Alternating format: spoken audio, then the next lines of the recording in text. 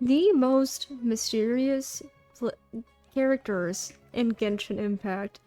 What makes them mysterious, and how much do we know about these characters exactly? Now, forgive me, because I never make scripts for these videos, but I do have a lot of these things on the top of my head, because these are things that I also kind of wonder about on a daily basis, because I think about Genshin a lot, and I think about Genshin's lore all the time, and how there are so many unsolved mysteries in Genshin, and a lot of them actually revolve around a lot of the characters. Now, the top number one that's probably in my head, because she's one of the main characters in Genshin Impact, one of the very first characters we ever meet, and one that never knows how to shut up, Paimon. And of course, I've actually talked about Paimon in a previous video, wondering what on earth is Paimon. And all this time later, we still do not have a single clue what she is, where she came from, how she got in the ocean, what the designs on her clothes are for, why does she have a crown on her head, why is she a floating fairy, and what are the constellations following her? There are so many questions surrounding just one single character, and it's crazy how this one single character is so mysterious in Genshin Impact, and is actually one of the number one most unknown characters in Genshin Impact. Now, of course, this used to be tied with a lot of characters such as the Traveler themselves, but we've actually grown to learn more about the Travelers and their past, but Paimon, we have learned little to nothing about. And even the Dendro Archon, who is actually supposed to know pretty much everything of Teyvat, has no clue what Paimon even is herself. All she does know is that Paimon has no connection to the Irminsul and isn't found anywhere in Teyvat's roots, which is basically where all of Teyvat's memories are stored. So this also rules out that the possibility of Paimon being a descender, also probably ruling out the possibility of her being the primordial one, or anything. However, we can tell from her clothes that she is definitely somebody who is indefinitely important to Teyvat. But the thing that's really odd is despite her not having any connection in the Irminsul, somehow her clothing itself relate a lot to Celestia. However, of course, again, she's not in the Irminsul, so she cannot be considered a descender, therefore not making her the primordial one, or anything. Also, another thing that people do find quite odd is despite how she doesn't even know anything about herself, she is very knowledgeable about Teyvat, naming herself as our number one travel guide throughout our journey in Teyvat. Interesting. Now, of course, coming in at the number two most mysterious Genshin character would have to be the unknown god herself, aka Asmodee, as she is named in the files, if I remember correctly. Her only technical physical appearance would be at the very beginning of the game, where she stops the travelers from leaving Teyvat and pretty much sealing them in a cube and sending them back to Teyvat forever, or banishing them to Teyvat. However, she does actually somewhat appear in one of Natlan's Archon quests. At the very end of Natlan, when we meet the brother again, the little portal that she normally appears in actually appears, but of course she does not come out or show herself, and the portal just kind of sits there, and we get no other context for it. But also we are basically brought to a place where her cubes are swirling around, which I don't really know if these count as appearances for her or not, but they are kind of remnants of where she's been, I suppose. And you can also find these cubes in the chasm where the other celestial nail is, which has the possibility of being the small hint that she is the one that sent these nails down to Teyvat. Probably also obviously given the fact that she considers herself the sustainer of heavenly principles. Now, given that we can only assume that she is the sustainer of heavenly principles and also the primordial one, the question remains, why is she the way that she is with the people of Teyvat? Why did she send the nails down, and why did she suddenly change and turn on her people? This is also a question that, of course, Zhongli himself asks at some point in the game. But of course, we all know in the lore, it says that the primordial one was attacked by the second who came, And basically, the sustainer of heavenly principles that we see could even be the second who came, but a lot of people do know. Not a lot is really said about that, but we can so far only assume that the sustainer of heavenly principles could be the primordial one. But the question remains, why would she do the things that she has been doing to her own people, to the people she's created? And if, of course, if I do remember correctly, the second who came won the battle with the primordial one. So who knows where the primordial one could even be? Definitely not Paimon though, because she has no connection to the Ermin Soul, but the primordial one actually does. And now I think the third most mysterious character would actually be Barbados himself. Even though it may seem like we know a lot about him, of course many people have brought up the fact that his statue in the very top of Mondstadt actually translates to Gateway to Celestia. So a lot of people think that he has a deeper connection to the heavenly principles in Celestia than we think. He also has a very weird voice line in the game whenever you obtain him as a character. Now, I can't remember word for word what this line says, but it goes along the lines of him seeing the Traveler and saying, "We meet again," which this is presumably before we ourselves have even met Venti. But then, of course, the line basically goes as, "Oh, we meet again, Traveler," and then he seems to suddenly get confused and say, "Oh, we haven't met. This is our first time meeting." Something like that. Actually, let me see if I can Google it. Okay, so actually I did find it. I was able to find it. I thought I wouldn't be able to, but the line goes as followed. "Yawn, that was a refreshing sleep. Ah, Traveler, we meet again. What? You don't remember me? Ahaha, well, allow me to join you on your quest once again. I must see it to the bards of the world, tell the traveler's tales." So this is implying that Venti thinks he has met the Traveler before. However, the Traveler's like, "I have never seen you before in my entire life. What are you talking about?" And a lot of people think that this is implying that Venti got the Traveler confused with the Abyss twin that he had probably met beforehand. However, from this point of view, it seems like the other twin may have not been with the Abyss at this time, as Venti seems to be more positive toward the Traveler in this message, despite how apparently the Traveler had never met him before this. Now, of course, there are some quests, and there are some new lore, I think, coming in the next update in Genshin Impact, which actually involves the Unknown God and Venti, and possibly a lot of things to do with Celestia. So a lot of these things may become less mysterious after I post this video, or maybe there's some information I'm missing, because once again, I do forget things very, very frequently. I don't skip dialogue. Sometimes I do, well, actually, sometimes I do. It really just depends. Sometimes if I'm walking around exploring and I accidentally go into a quest, I do get a little annoyed and I do dialogue skip. But I promise, aside from that, I actually don't dialogue skip on Archon quests and stuff. The only time I dialogue skip is if I accidentally walk into a quest and I don't want to do the said quest, and then I just kind of skip all the dialogue. Which I probably should stop doing that, because even beginning dialogue might have a lot of useful lore information. But why would I know that? I'm kind of tired of quests and cutscenes starting without my consent. I don't like that. It's very obnoxious. Anyway, going on to the fourth most mysterious character, which again we're probably going to learn more about real soon, is the Tsaritsa herself. And of course she is the Archon of Snezhnaya and also the leader of the Fatui themselves. Now obviously there's a lot we don't really know about her because we haven't even been to Snezhnaya yet, but we do know a lot about what she has been doing, and what she has been, of course, sending the Fatui out to do, which is to collect the Gnosis, which are the remains of the third descender, which is actually the Tsaritsa's ex, or lover, pretty much. But, pause.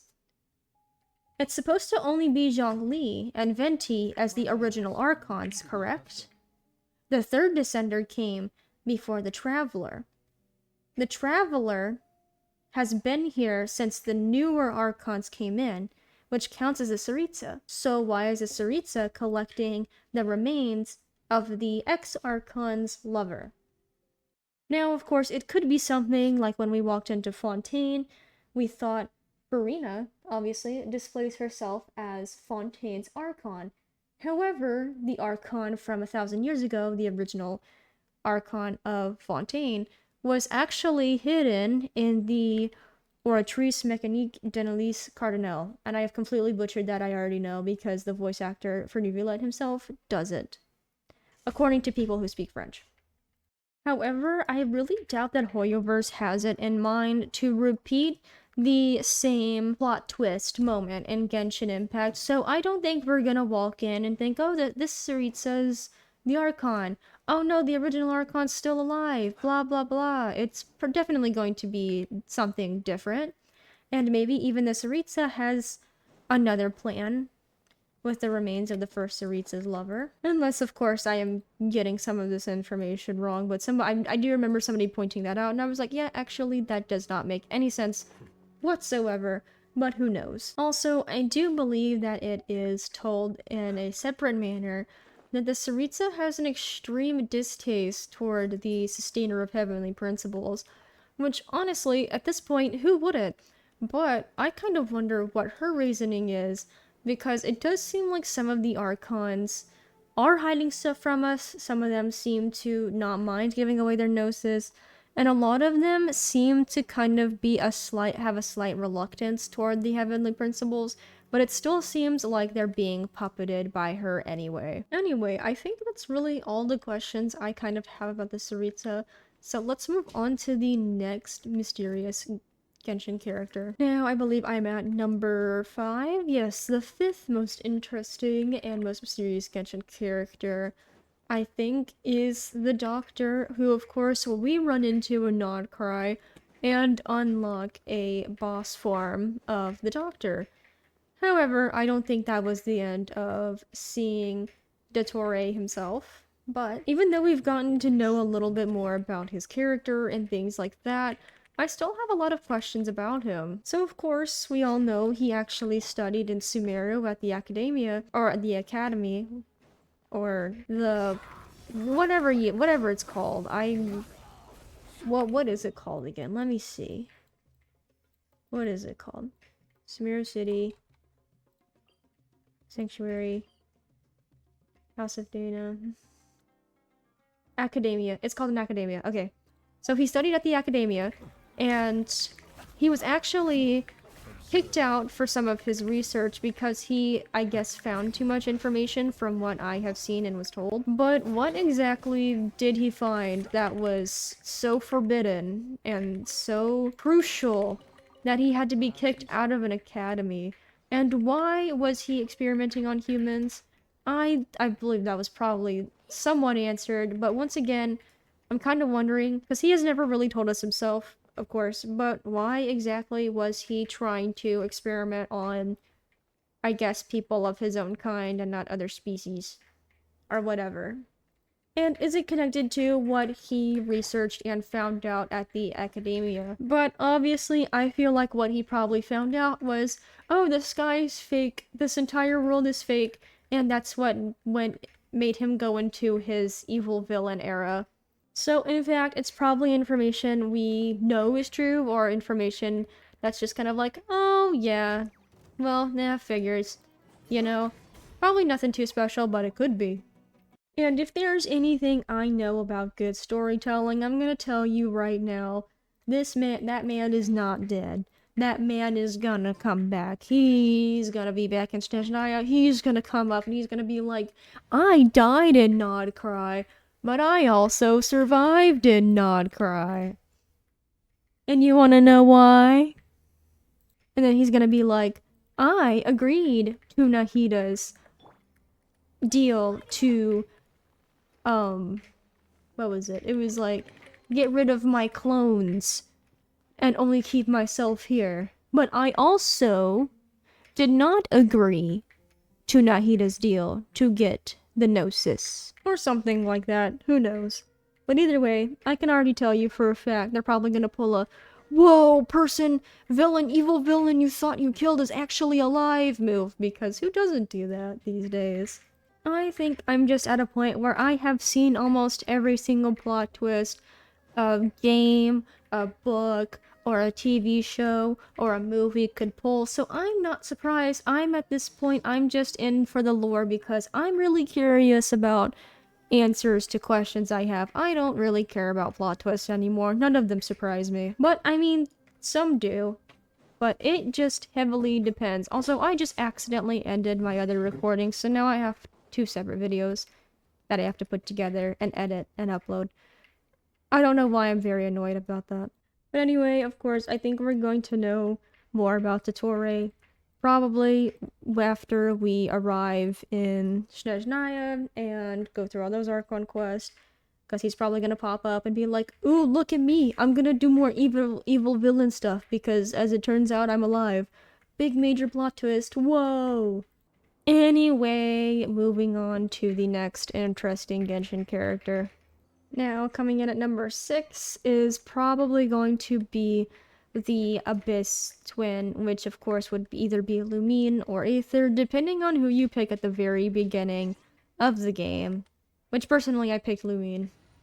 But even with the very few occurrences with the Abyss Traveler, and of course with Dainsleif, the one who knows them actually somehow better than we do, we still don't know a lot about why our twin is with the Abyss, why they chose that, why the Abyss called him the, what was it, the prince or something of the Abyss?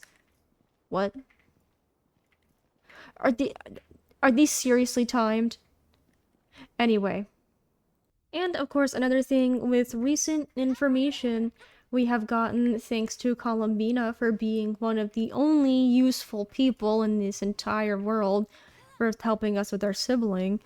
We actually learned that somehow the Abyss Twin came from outside of the ship to come and grab us and be like, hey, we gotta leave this world, like, it's getting dangerous here. But we never see him exiting the ship in the first place. That was the dumbest thing I've ever done for a freaking common chest. But anyway. Of course, the whole moon thing, not the moon thing, the ship thing. The ship was on the moon, that's what I was thinking of, but the whole ship thing is extremely confusing because, of course, we were supposed to land in the same ship, and what Columbina is showing us is the time the ship landed from the time the catastrophe happened 500 years ago. The cataclysm, the something.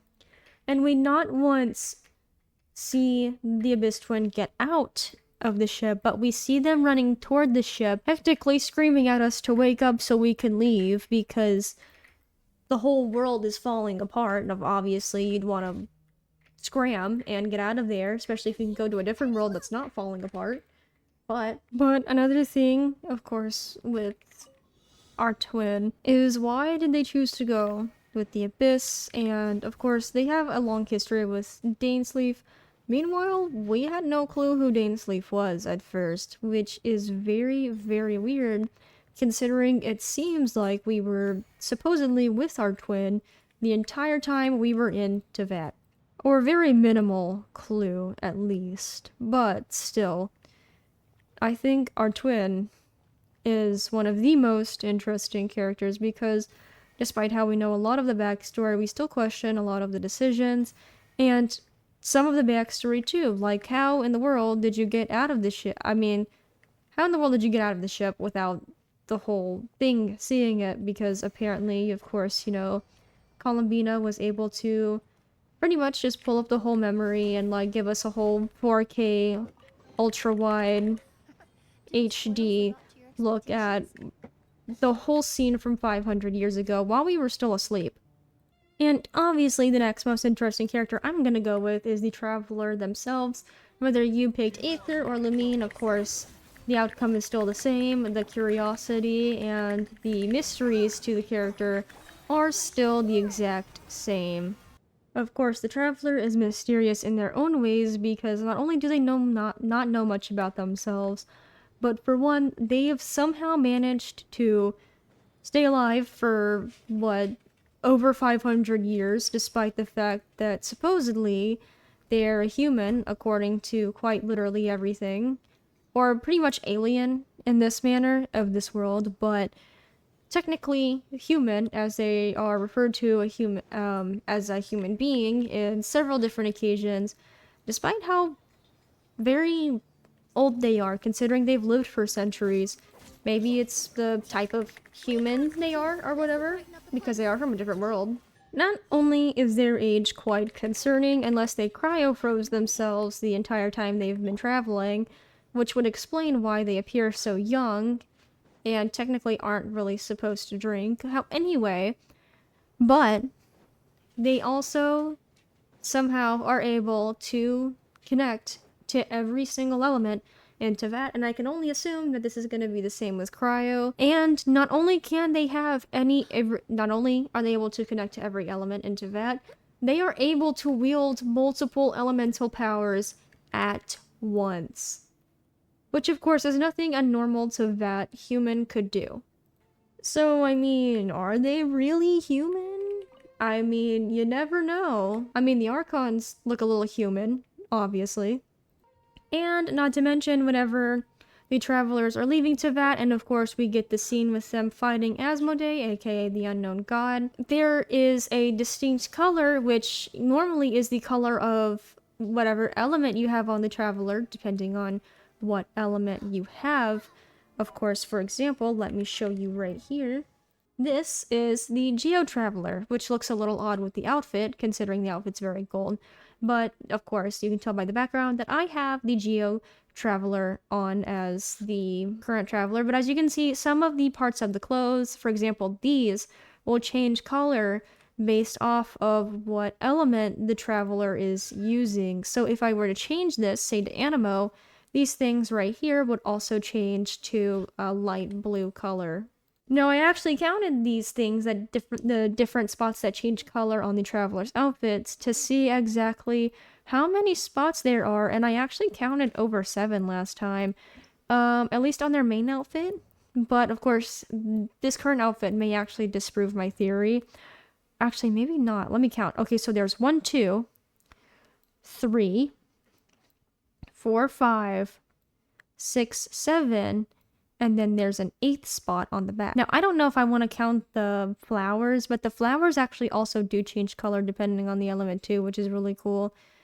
But wait, let me do another recount. 1, 2, 3, 4, 5, 6, 7, 8. So yeah, on the clothes alone, there's like 8 different spots, which change color based on the element. But what if we had every element and somehow the traveler was able to wield every single element at once? Would each spot be a different color?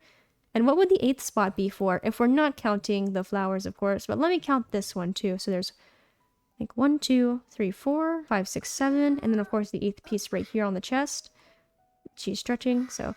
But oh wait, maybe these change color, too, now. Because look at this little thing right here. But, of course, the flowers change color. And there's a spot right here that... Actually, these maybe no. These don't, but the ones on the old outfit do. And this is where I had counted the spots where the traveler, the color changes on the element. I'm like losing my mind right now. Because of the new outfit, I'm a little thrown off. Oh wait, the earring. Oh wait, no, the earring's not on the old outfit. Yeah, so I think maybe this disproves my theory right here. Due to the fact that there's extra spots where the glowing is and where the color might change. Actually, maybe the color changes down here now and not up here.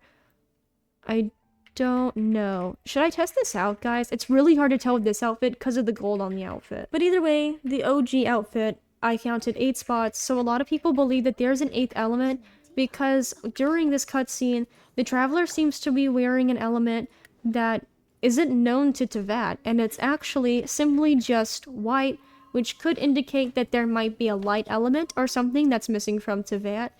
Or, which makes sense because there's the Abyss, and the Abyss seems to be its own element itself, despite the fact that the Abyss does wield powers like Pyro, Hydro, Cryo, and things like that. The Abyss itself seems to have its own form of power, which obviously is some dark, starry abyss. Obviously, because they're called the Abyss. However, the Travelers had the opposite of this, where they seem to just have some white, light color on their clothes where the color filling parts are. I'm just gonna call them that. So a lot of people were theorizing, what if there's an 8th missing element in Tevat, which there's a possibility, and it's a possibility it could be some form of light element, which would make sense considering the Traveler also is able to purify abyssal energy. Yes, that is right. The Traveler can literally just stick their hand out and suck the abyss right out of somebody whenever they've been attacked. Which is insane because, once again, not even archons are able to literally just purify abyssal energy. Because, of course, whenever we do this to one of Dvalin's tiers, which we didn't even know we could do this, Venti is just like, what on earth did you just do to my dragon's tier? Now, unfortunately, this doesn't apply to every circumstance, but this is also probably because the Traveler is a bit weaker, obviously, from probably just losing their power as a whole after the fight with Asmodee, or the Unknown God. But anyway, I think that's all I have for mysterious characters. I was gonna put Dainsleif here, but honestly, he doesn't really go in the mysterious character category anymore because I think we found out a lot about him and his history and kind of why he's going after the Abyss and why he's trying to get our twin to stop doing what our twin is doing and for the Abyss to stop abyssing because they're pretty much trying to get Conria back and stuff, and it's pretty much just gonna destroy the whole world and kill literally everybody in the process. But anyway, I think that is it for this video. If I got anything wrong in this video, or maybe if I missed an interesting character, because I don't really think a lot about characters we don't know a lot about all the time, just these for the most part. I do know there's some of the sinners from Conria we don't know, and things like that. But these are just some of the ones that I think about really frequently. But comment what you think, who you think the most mysterious character is and why. And of course, once again, if I got anything wrong, feel free to also correct my information in the comments. Add on to anything that I might have missed, as long as you're doing it in a nice way. Don't be mean to me, I will cry. And then I'll also find you, and I will send you to the Scientology camp. Anyway, that is all for this video, and also don't forget to check the links in the description. And don't forget to like and subscribe. I know I tell you guys to do a lot at the end of my videos, but trust me, everything helps out a lot. These things make me happy when you join my server, when you hit the subscribe button, when you hit the like button on the video. All of these things bring me much joy and give me something to look forward to in life for once besides my really shitty part-time job. Anyway, that's it for now. Bye!